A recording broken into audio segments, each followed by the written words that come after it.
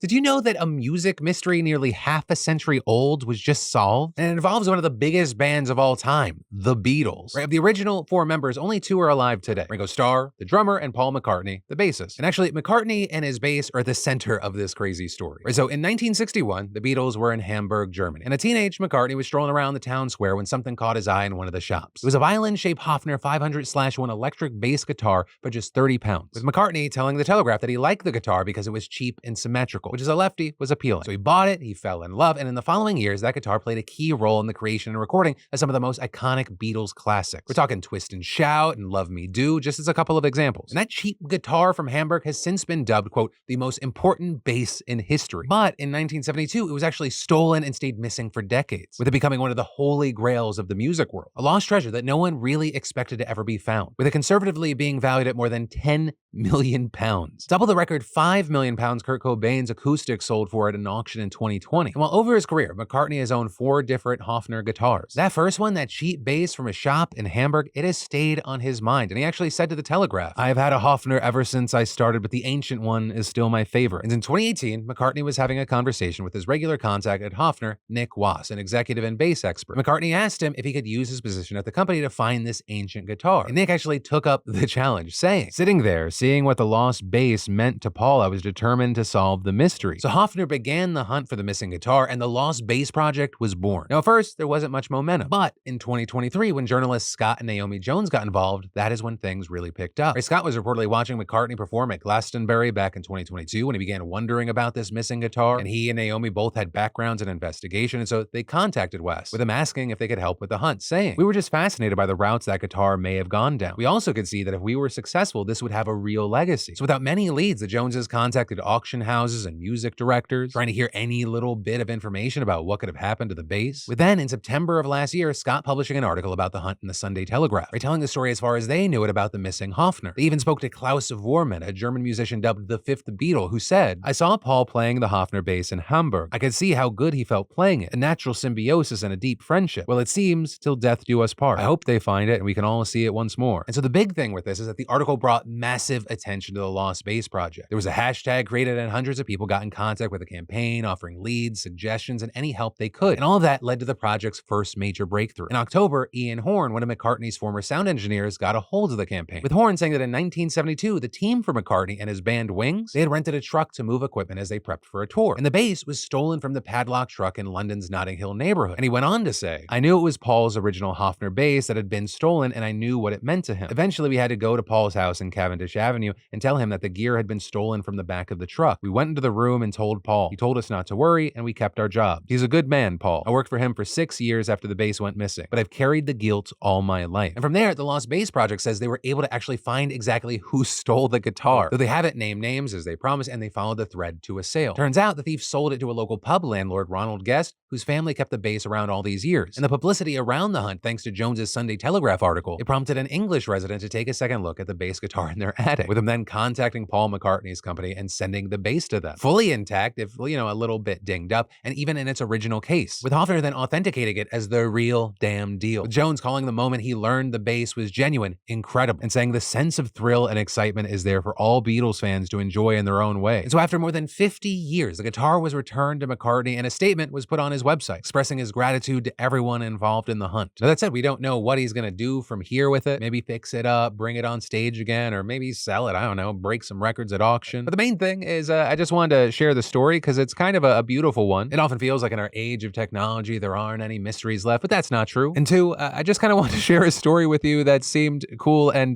did not ruin your day. It's hard to do on a news show, but we gotta take our swings now and then.